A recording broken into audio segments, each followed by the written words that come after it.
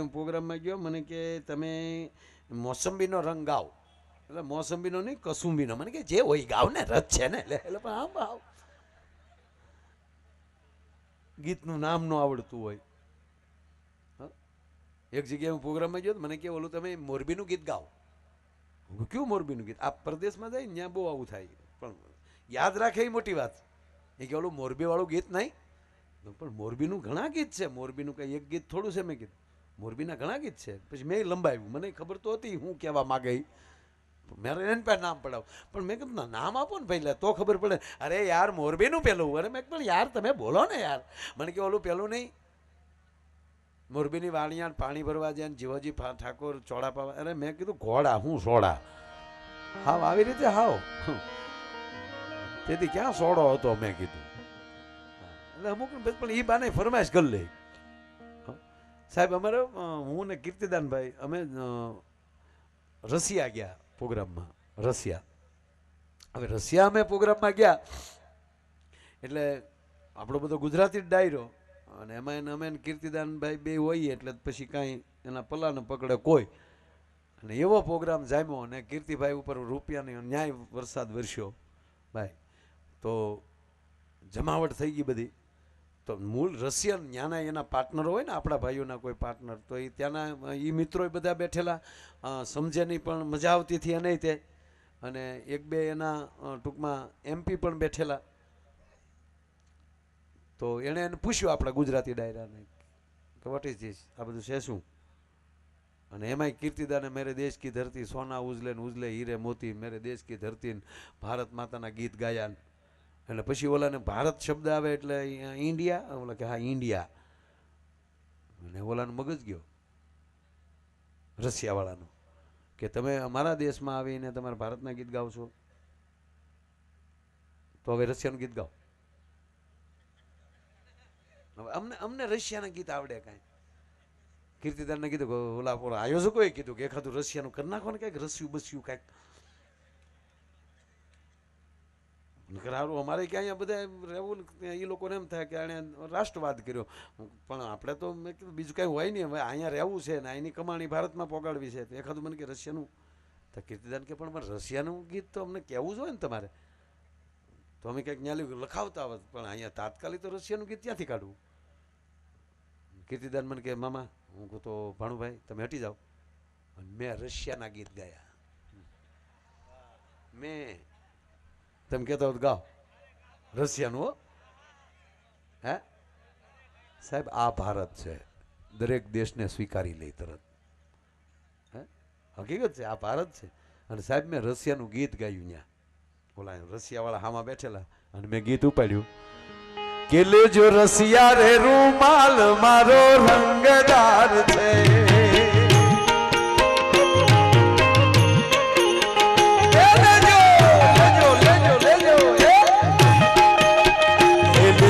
Russia રે રૂમાલ મારો રંગદાર છે. 80 વાર રશિયા.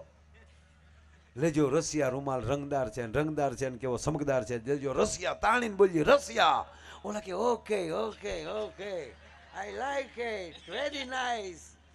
રશિયા રૂમાલ રંગદાર છે, ચમકદાર છે. અમારું હાલ્યું. હજી પાછું બીજું ગાવાનું એને કીધું કે હજી બીજું ગાઓ. તેને અંગ્રેજી શું કહેવાય?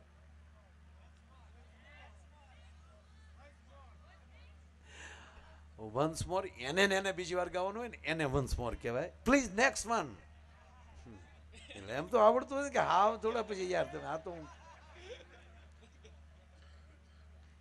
અને પાછું આવ્યું કે હજી બીજું ગાઓ. હવે આ એક માઇન્ડ અમારા હાથો છો એમાં મેં કીધું બીજું ચાલી ગાવું. કીર્તિભાઈ કે હવે આ તો આંગળી દીધી 500 પકડી આવડાય. અને સાહેબ પછી મેં પાછું બીજું ગાયું. ગાઓ ઓ રંગ રસિયા ક્યાં રમિયા રાસ જો રંગ રસિયા.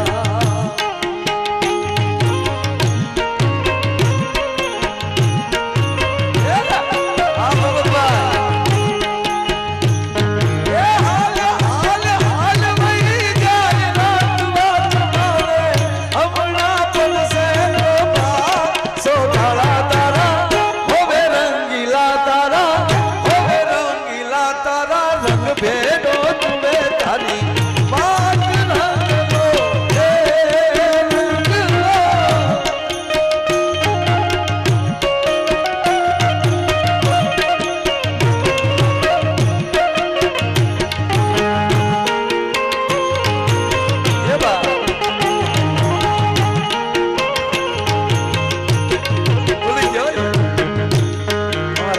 ભૂલાઈ ગયો કયું ગીત આ લઈ ભૂલાઈ ગયો ઓ રંગ રસિયા ક્યાં રમ્યા રાસ જો રંગ રસિયા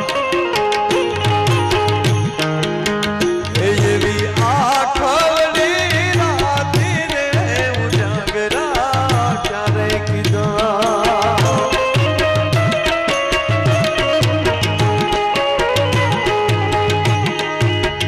आज यमे ज्ञाता पाटण शहरनी माय जो आज यमे ज्ञाता पाटण शहरनी माय जो बुला पटोरा ने बुलावता भणलाई गया बुला पटोरा ने बुलावता भणला रसिया क्या रमिया रास जो रंग रसिया क्या रमिया रास जो आखरी राती रे उजागरो क्યારે કીધો ये आखरी राती रे उजागरो क्યારે એમાં એક દારૂ વારા કરીએ ઓ રંગ રસિયા ઓ રંગ રસ ઓલા રાજી થઈ ગયા રંગ રસિયા રાજ ઉજાગરો બસ એટલે પછી એમાં પછી આગળ ન ગયા આ ખાલાડે અંગ્રેજી શીખો પણ માતૃભાષાના ભોગથી નહીં શીખવું જ જોવે સાહેબ અંગ્રેજી વિશ્વ ભાષા બની જાય ત્યારે પણ કહેવાય ગયો સાહેબ આ દેશની રાષ્ટ્રભાષા ભલે સંસ્કૃત ન હોય પણ હૃદયમાં તો એ સંસ્કૃત ભાષા જ પડેલી છે સાહેબ શું કામ 5000 વર્ષ પહેલા બનેલો ભગવાન કૃષ્ણ એની વાહળીના સૂર હજી વાહળી બન્યું છે 5500 વર્ષ પહેલા અને હજારો વર્ષ પહેલા ભગવાન રામની ઘટના બની એક આખી કથા અવતાર બની ગયો પણ આજે રામ કથા હાલતી હોય ભાગવત કથા હાલતી હોય તો આપણે એમ લાગે ગઈકાલની ઘટના છે આ ઘણા માણસો બોલે કોઈ હું કોઈનો વિરોધ નથી કરતો કે શું આ એની સ્ટોરીઓ સાંભળીને સમાજને પકડી રાખે છે સમાજને બેસાડી રાખે છે વચ્ચે આવ્યા હતા ને એવા વિડિયા સત્યનારાયણની કથા શું સાંભળો છો લીલાવતી કલાવતી આ મૂર્ખાઈ છે નહીં આ દેશના વૈદિક બ્રાહ્મણો આ દેશના ઋષિ મુનિઓએ આ વડીલોને ખબર છે સાહેબ એક પણ વસ્તુ સાહેબ કેવલ ને કેવલ હું સત્યનારાયણની એક જ કથાની વાત કરું એમાં લીલાવતી ને કલાવતી કે સત્યનારાયણ ભગવાન શું છે એ મને ખબર નથી સત્ય તો હશે છે જ એમાં કોઈ શંકાનું સ્થાન નથી પણ એક જ સત્યનારાયણની કથા આપણે ક્યારે કરી કે આપણી 5000 રૂપિયાની ફેર થાય ને ઘરે તેમ થાય કે હાલો આપણે સત્યનારાયણ ભગવાનની કથા કરી પણ ખબર છે 5000 રૂપિયા તમારા આખા રાષ્ટ્રની પાસે પહોંચે છે તમારા એક 5000 રૂપિયા આખા રાજ્યમાં આખા રાષ્ટ્રના તમામ રાજ્યોમાં પહોંચે છે આ વાણી વેપાર સાથે જોડવાનું એક મોટામાં મોટું કામ છે હું ટીકા કોઈ નથી કરતો પણ અમુક સંપ્રદાય એમ કે ડુંગળી ન ખાવી લહણ ન ખાવી ખેડૂત કરવું હું ઈ કયો ન ખાઓ જેણે દીક્ષા લીધી ન ખાઓ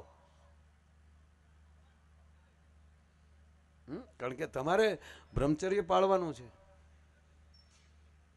અમે તો સમાજ વચ્ચે જીવી છીએ જે એમાં ડુંગળી કોકના બૂસ ન મારો ને ડુંગળી ખાવામાં ફેર હું પડવાનું બૂસ ન મારો ને તો તમને ડુંગળી ખાવ આ તો ડુંગળી લહણ ખાવા નથી ને બૂસ કોકના મારવા બે ભેગું હાલે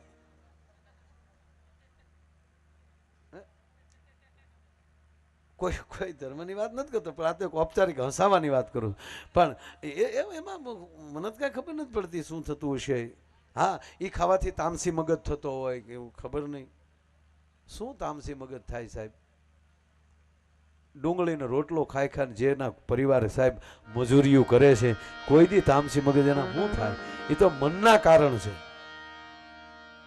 ઓલા એક ગુરુ ને શિષ્ય બે જતા હતા નદી વટવી હતી સાહેબ નદી વટવી હતી ને તો હવે એની એક દીકરી બિચારી નદીમાંથી પસાર થતી હતી પણ એ તો ઘેરદાર કપડાં પાણી ભરાણું અને દીકરી તણાણી અને સાહેબી સંન્યાસી એ ગુરુએ એમ કહેવાય દોટ દીધી અને દીકરીને પકડી અને પોતાના ખંભા ઉપર લઈ લીધી અને સામે કાંઠે ઉતારી દીધી દીકરી બચી ગઈ દીકરી વહી ગઈ પણ સાહેબ શિષ્યથી ન રહેવાનું કે આ હા અમારા ગુરુથી સાહેબ સ્ત્રી સામું જોવાય નહીં, એને સ્ત્રીને અડાય નહીં, એને ભલે ખંભે લઈ લીધી. 1 મહિનો શેલો બોલ્યો નહીં કાંઈ ગુરુ હારે. પછી એક દી ગુરુએ કીધું બેટા શું મોગો ચડાવીને બેઠો છો? અરે કે હું ગુરુ આમ કરાય યાર, આપણામાં અડાય સ્ત્રીને.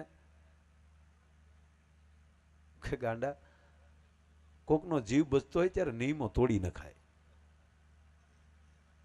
કે પણ આ કરાય. ત્યારે ગુરુએ કીધું કે બેટા મેં તો દીકરીને ઉચકી અને સામે કાંઠે ઉતારી દીધી, તે તો 1 મહિનાથી નથી ઉતારી, હજી મગજમાં રાખી. હે કહેવાનો મતલબ આ કૃષ્ણ રામ શિવની ધારાઓ છે આપણી. એ નિયમો હોય. શ્રાવણ મહિનામાં ઘણા નથી ડુંગળી ખાતા, લસણ ખાતા. ન ખાવું જોઈએ. કોઈને તામસી મગજ થઈ જતો હોય ન ખાવું જોઈએ. પ્રણામ.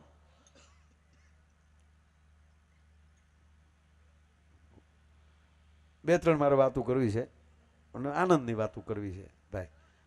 ખાવાથી કાંઈ થાય કે હેનાથી થાય મારો રામ જાણે, પણ સાંભળવાથી જ બહુ થાય. હા, કોક આપણે અવળી શીખે કેવો લહણ ન ખાધું હોય તોય મગજ તો વયો જાય. તમે કેવું સાંભળો છો એના ઉપર આધાર છે. તમારો વિચાર કઈ ગતિ ઉપર જાય છે એના ઉપર આધાર છે. એ વાત મોટામાં મોટી વાત છે, 100%ની વાત. જે જન્મથી બેરા મૂંગા હોય કોઈ બાંધતા જોયા તમે? હા, બોલતા નથી.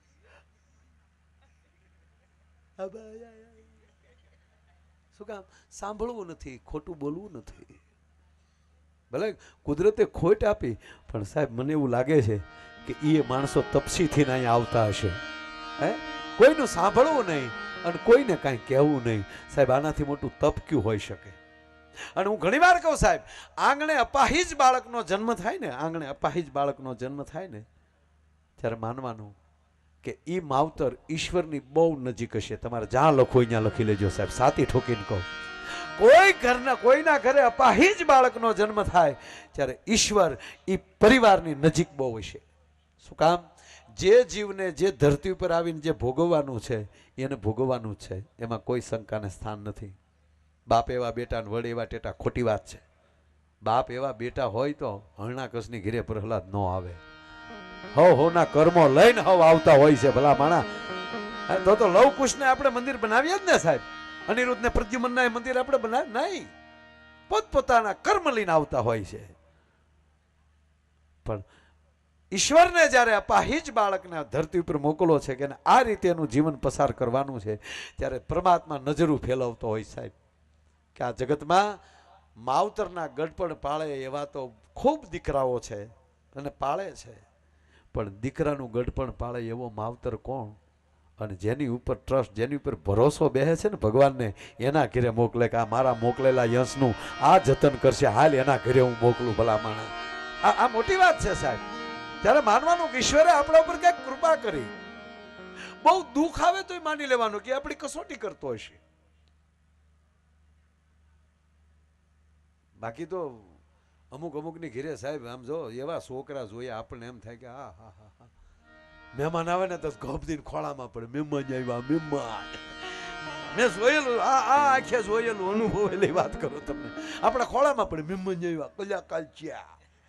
પાછા આપણા ખિસ્સામાં જોવે તો કે આપણે ઉપલા ખિસ્સામાં કઈ રાખતા ન હોય, લુકા છે લુકા.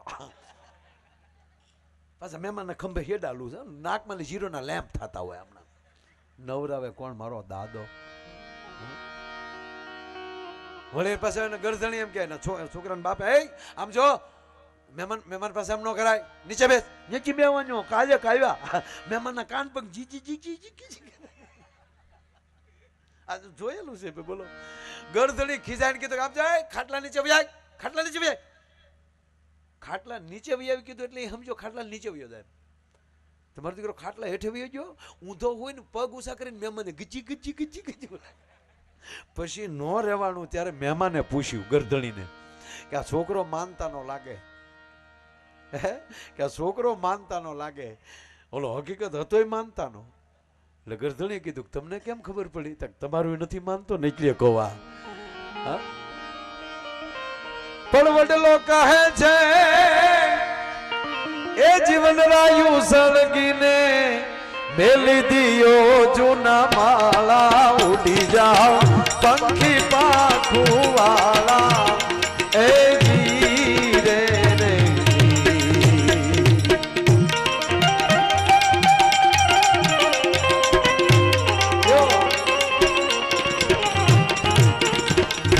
આ 5 વાર આની ફરમાઈશ આવી વડલો કહે છે વનરાયુ સળગીને મેલી દિયો જૂના માળા ઉડી જાઓ પંખી પાખું વાળા એ જી રે રે જી બાબા એક વડલાની વાત આવે એટલે એક પ્રસંગ યાદ આવ્યો જો ઈશ્વર ઉપર ભરોસો બેસી જાય ને તો માણસમાં કેટલું પરિવર્તન થઈ જાય એક સમયના અમદાવાદના કુલ્લીમાં નોકરી કરનાર એક માણસ વર્ષો પહેલાની વાત કરું ત્યારે એને ટીબી થયેલો ત્યારે સિવિલમાં એને દાખલ કરવામાં આવ્યા ત્યારે એટલી બધી ટીબીની પણ દવા નહીં અને ડોક્ટરે કીધું કે હવે આ જીવે નહીં આ બચે નહીં આ અને પરિવારને ચિંતા પરિસ્થિતિ દવા કરવાની કે કુલ્લીમાં નોકરી કરનાર માણસ અને સાહેબ રાતના એ માણસ બારીમાંથી હોસ્પિટલની બારીમાંથી નીકળી ગયા બેનો 5-10 મિનિટ બેહો પછી આપણે બધાય પૂરું કરીએ કાર્ય હે ના તમે જે કહો એ બાપા ઠીક ઠીક હવે એની ફરમાઈશ હોય ને દીકરીઓ નહીં તે પણ હવે આપણું ન લીધું તો હાલો આપણે ભાગીએ કે હા આમાં શું હોય ગાળો હોય આપણે ઘંટીએ પહેલાં દળાવા જતા ને એટલે ઘઉંનો ગાળો હાલતો હોય ત્યાં સુધી બાજરાવાળાને બેહવું જોઈએ બાજરાવાળાનો ગાળો હાલતો હોય ત્યારે ચણાવાળાને બેહવું જોઈએ બરોબર આમાં ગાળો આવે પછી બધું ભેગું કરીને ભડક્યું થાય એટલે આમ સહેજ ગાળો આવશે અને આપણે વધીને 15 થી 20 મિનિટમાં આપણે પ્રોગ્રામ પૂરો કરશું પણ આ 1-2 વાત લઈ લઉં 2 પ્રસંગ મારે આ વડીલો બેઠા છો ને એટલે ખાસ આપના માટે જો આ બધા શ્રદ્ધાથી જીવવાવાળા છે કુલ્લીમાં નોકરી કરનાર માણસ એની પરિસ્થિતિ નહોતી કે હવે એ દવા કરી શકે અને પરિવાર એને જોઈ નહોતો શકતો એટલે રાતના એ નીકળી જાય છે બારીમાંથી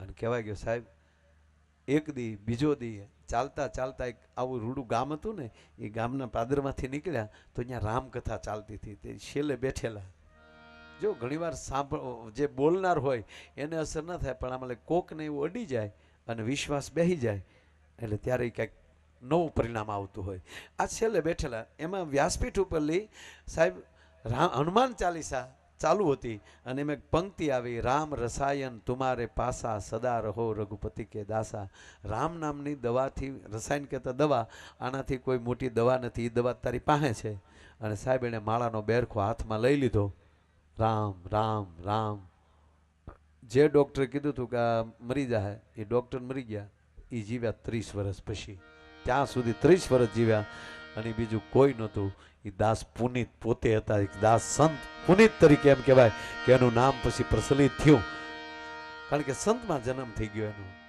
એવો જ એક બીજો દાખલો એક મુસલમાનનો છોકરો સાહેબ બિચારાને કાંઈ રોજી રોટી કાંઈ નહીં એકલો રખડતો હતો અને એમાં રામકથા એક જગ્યાએ ચાલુ હતી એટલે છેલ્લે બેઠેલો એટલે એને કંઈ કથામાં ને એમાં કાંઈ રસ નહોતો પણ હવે કથા પૂરી થાય એટલે હરિહર મળે કે નહીં કે આ ભૂખ લાગેલી સવારમાંથી કાંઈ મળેલું નહીં તેને એમ થયું કે આ બપોરે કથા પૂરી થાય એટલે અહીં ભોજન કરી લેશું અને એ માણસ ત્યાં બેઠેલો સવારમાં ખાધેલું નહીં અને એમાં વ્યાસપીઠ ઉપરથી એનું નામ હું ભૂલી ગયો સંતનું બહુ મોટું નામ હકીકત આ તો ઘટના છે આ કોઈ દાખલો નથી આ જે વાત કરું છું ઓલી હકીકત ઘટના અને આ એ હકીકત ઘટના વ્યાસપીઠ ઉપર જે સંત બોલતા હતા રામકથા અને એમાં એણે પ્રસંગ એવો લીધો કે મારો રામ કોઈને ભૂખ્યા નથી સુવડાવતો કીડીને કણ હાથીને મણ અજગરને આહાર દે છે એ ચોક્કસ બધાને ભૂખ્યા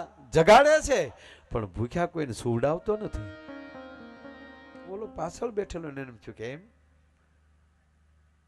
ભૂખ્યો જાગ્યો હોય તો બરાબર ને હવારમાં મળ્યું નથી કાંઈ પણ આ અને એણે પાછું વળી કીધું કે હુતાને જગાડીને ખવરાવે એમણે હુવા ન દે સાહેબ આને મગજમાં બેસી ગયું કે આજ બપોરે જમવું નથી ભૂખ્યા સુવા ન દે ને અને આજ મારે જોવું છે કે મને કોણ જમાડે છે. અને જો મને સવાર હવે પડી જાય અને આખી રાતમાં કોઈ જમાડે નહીં અને ભૂખ્યો જો હોઈ જાઉં, એટલે સવારે આવી અને મહારાજ સાહેબે સામો વિરોધ કરવો છે કે મને આજ ભૂખ્યો હું હોઈ ગયો હતો. સાહેબ એ છોકરો 7 ગામનો સીમાડો પડતો હતો, ત્યાં એક મોટો વડલો હતો, એને ચોર વડલો કહેવાતો હતો. રાતના ચોર છે એ ભાગ પાડવા ન્યા જાતા, ન્યા રાતે કોઈ દાદોય ન જાય એવી જગ્યાએ માણસ વયો ગયો. 7 ગામનો સીમાડો પડે, વડલોય મોટો જબર, અને સાહેબ એનું થડિયું એટલું ઉપર આમ ડાળું ફેલાઈ ગયેલી એટલે 3-4 જણા ટેસ્ટથી તમે હુઈ શકો એવડો માથે થડિયું થઈ ગયેલું, ત્યાં જઈને હુઈ ગયો. હવે બન્યું કેવું, દિવસે ત્યાં બપોરે એ ત્યારે બપોરે જ્યારે મંડપમાં હતો ત્યારે બપોરે ત્યાં કોઈ જાન પસાર થયેલી અને એ જાન ત્યાં રોકાયેલી અને જાન ત્યાં જમેલી. એ જાન જમી અને પછી જે ગામમાં જાવતી જાન પણવા ત્યાં પણવા ગયા. અને એમાં વરરાજો બરોબર રાતે સાહેબ તોરણ આવ્યો, માંડવે આવ્યો, એમાં એને કાંઈ વાય આવી કે કાંઈ ઓહટો થયો મારો રામ જાણે, પણ એ મળ્યો કંપારી કરવા, ઢૂંઢવા મળ્યો તો ભુવા બોલાવ્યા. અને ભુવા કે કોણ છો? તાકે હું એક નથી 9 ઘરા છે. ક્યાંથી આવ્યું? તાકે વડલેથી. કેમ વડલેથી અહીંયા આવ્યું છો? તાકે હું વરરાજાને વળગ્યું છું. શું કામ? તાકે તમે આખી જાન જમ્યા અમને જમાડ્યા નહીં. અમે 9 ઘરા છે. એટલે તરત સાહેબ 9 થાળી તૈયાર કરવામાં આવી અને કીધું વરરાજાની માથે ઉતારી અને કીધું કે અત્યારે તારી થાળીઓ અહીંયા પોગી જાય, પણ વરરાજાને મૂકી દે. એને ટૂંકમાં વાળણ કરી લીધું અને એ 9 જણા 9 થાળીઓ તૈયાર કરી, 9 જે કાંઈ થાળીઓ જે કાંઈ મેનુ જે કાંઈ હતું એ 9 થાળીઓ તૈયાર કરી અને 9 જણા હાથમાં તલવારીઓ લઈને આવ્યા, એ બચ્ચું લઈને. હા, એ થાળી વડલા હેઠે મૂકી અને ફરતા કુંડાળા કર્યા, પાણી છાંટ્યા અને પછી 9 મુઠ્ઠી વાળીને વૈયા ગયા. ઓલો ઉપર હૂતેલો. એમાં રાતના ચોર ત્યાં ભાગ પાડવા આવ્યા. એટલે ચોરી લૂંટ કરેલી, અડધીક રાત થઈ ગયેલી અને ચોર ભાગ પાડવા આવ્યા. ત્યારે એ બિચારા વાડ્યું ઠેકીને થાકી ગયેલા અને ભૂખ્યા થયેલા. એને કોણ મારો દાદો ખવડાવે રાખે. અને એમાં જ આ 9 થાળીઓ જોયું. તાકે એ જોતો ખરો કોક આ થાળીઓ ભૂલી ગયા લાગે, આપણા ભાગ હારા, હાલો હાલો ખાઈ લઈ. ચોરનો નાયક હતો ને એને કીધું ખબરદાર હો, કોઈ કંઈક નાખેલું હોય ગોટો વળી જાય. ખાતા ને કોઈ જોઈ તો ડાળ નહીં હતું ને એ જે હહેકું હતું, છે ગરમ હતું. એટલે ઓલે ડાળમાં આંગળી નાખી કે હમણાં જ કોઈક મૂકી ગયેલું છે, હજી આ ડાળ તો ગરમ છે. થાક તો એટલામાં જ કહે છે બચ્ચું કરો. બચ્ચું આમ કર્યું ને તો ઓલો ઉપર હૂતેલો ને એનો નળો દેખાણો કે એ એક અહીંયા ઉપર છે. આને જ મારા વાલે એને હેઠો જ રાખ એ કે ભાઈ હુવાઈ ગયો, હેઠો ઉતેર, હું હુવાઈ ગયો. એને પકડીને લાવ્યા એ નીચે, હાલ જઈ ખા. ઓલો કે પણ ભાઈ મને ભૂખ, અરે ખા. 9 થાળીમાંથી થોડું ખવડાવ્યું. 9 થાળીમાંથી દરેક વાનગી થોડી ખવડાવી. ઓલો કે હવે ખવડાવે એના બાપના હો ભાઈ, બસ હવે બસ થઈ ગયું. પછી 15-20 મિનિટ બેઠા કે આને કાંઈ ન થાય તો આપણે ખાઈ. હવે સાંભળજો, અડધો કલાક થઈ પછી આ ચોરે કીધું તને કાંઈ થાય? કે હું મુસલમાનનો દીકરો અને રામકથા ઉપર ભરોસો બેહાડ્યો અને હું એવું નિયમ લઈને આવ્યો હતો કે ભગવાન કોઈને ભૂખ્યા હુવડાવતો નથી, રામ કોઈને ભૂખ્યા હુવડાવતો નથી. એ અખતરે અહીંયા માથે હૂતો હતો. તમારા નાથે થાળીઓ બીજેલી મોકલી, તમારી જેવા પીરીશ્યાય મોકલ્યા અને મને તાણ કરીને તમે ખવડાવ્યું. હવે મને તો એ થાય કે ભરોસે જીવાય. ઈશ્વર કોઈને ભૂખ્યા હોવા દેતો નથી અને તમે હિન્દુના દીકરાથી ચોર્યું કરો છો, ભરોસો નથી. ભલા માણસ તમારે ડોટું દેવી પડે. સાહેબ હાથ ચોર ને 8મો આ એ હવારમાં સાહેબ જે સંત કથા કરતા હતા ને એના દીક્ષિત થયા અને ભેગ પહેર્યા અને કહેવાય ગયો સાહેબ એનું નામ હતું સંત મલુકા. અને એણે પહેલો જ દુહો લખ્યો કે અજગર કરે ને ચાકરી, પંછી કરે ને કાજ, દાસ મલુકા યુ કહે સબકા દાતા રામ. મારો કહેવાનો અર્થ એ છે કે આમાં જ્યાં પોઈન્ટ લાગી જાય, ફરક પડી જાય, પછી કોઈના બાપની તાકાત નથી કે માણસને પીછે હટ કરાવી શકે.